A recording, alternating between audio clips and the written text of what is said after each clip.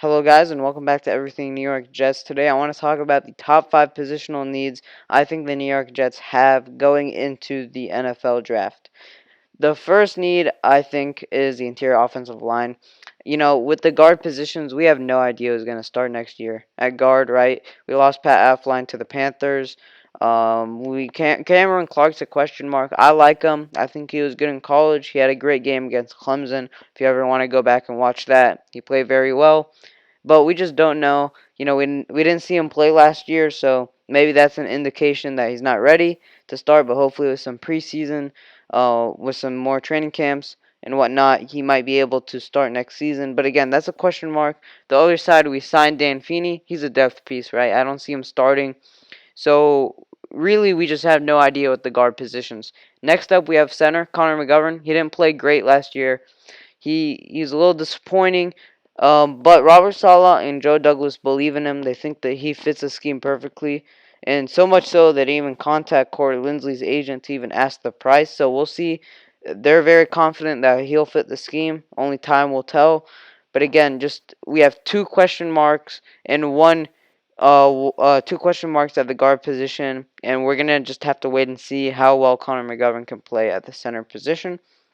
And I'm not gonna describe each draft option because I already made a video on it, and for the other needs I won't either because I hope to make videos in the future on each position and who the Jets will have available to them so they can draft. So I'm just gonna say Wyatt Davis is an option. Elijah Vera Tucker, Trey Smith, Creed Humphrey, Deontay Brown are options. I'll link the interior offensive line video in the description where I talk about each player. But if there's a year to not have the interior offensive line figured out, it's 100% this year. There's just so much depth, more than last year. Last year, you just had the top tackles. Yeah, Cesar Ruiz was really the only interior offensive line that was really good. Going into that draft, he was the only first rounder that played interior offensive line. It just wasn't a very deep draft class. You had the four top tackles. You had Cesar Ruiz, who is a center. Not much. This time, this draft class has so much depth. So there is a 1 year to not have depth at the position, not have starters. It's this year. I'm hoping to see Joe Douglas draft one of these guys, if not two of them. So we'll see. So next up, I have cornerback as the number 2 need going into the draft. And just looking at the corners we right now have, Brian Poole right now recording this video, he has not re-signed, and there's no real slot corners left except for Brian Poole that are, of that quality. So I hope we re-sign him. Second, I like what I saw from Bryce Hall last year. He had that crazy pick against the Rams. And to be honest, if he didn't have that pick from the Rams, we probably wouldn't have won because that pick actually led to a field goal. We won by a field goal, so if we went to overtime, you never know. Maybe we would have lost. But, anyways. Also, blessing on Austin, you know, I think he's a great tackler. Coverage wise, not so much. I don't see him as a true starter every single down player, but I can see him as a nice rotational cornerback. But other than that, we don't have much. So looking ahead to the draft, I would say this year's cornerback class is definitely deeper than last year's. There's some options that could really be good, that could drop to number 23. Or some later value picks. For instance, we have some cornerbacks possibly could be available. Is Caleb Farley, J.C. Horn, Eric Stokes, Sante Samuel Jr., and Greg Newsome the second, and more. There's so many cornerbacks. Hopefully, I'll be able to make a video describing each one like I did with the interior offensive line. So let's move on to number 3.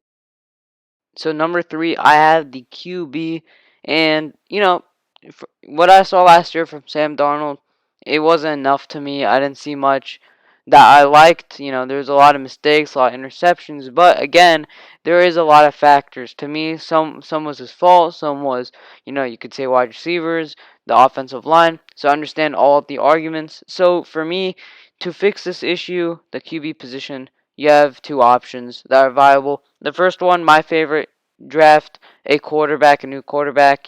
There's Zach Wilson, Justin Fields, Mac Jones, and Trey Lance. Those are the main four after Trevor Lawrence. because I think Trevor Lawrence is going to the Jaguars that are going to be available. It's really your pick, or you can trade down. And if you think you can fix Sam Darnold through getting a better interior offensive line, a better wide receiver core, maybe a better tight end. But I do like Chris Herndon, better tight end and whatnot, a better defense, so you can help them win games. Sure, that's completely fine. That's not my favorite route, but honestly, it's a valuable route. It's a possible route. I think the most likely route is to draft a QB.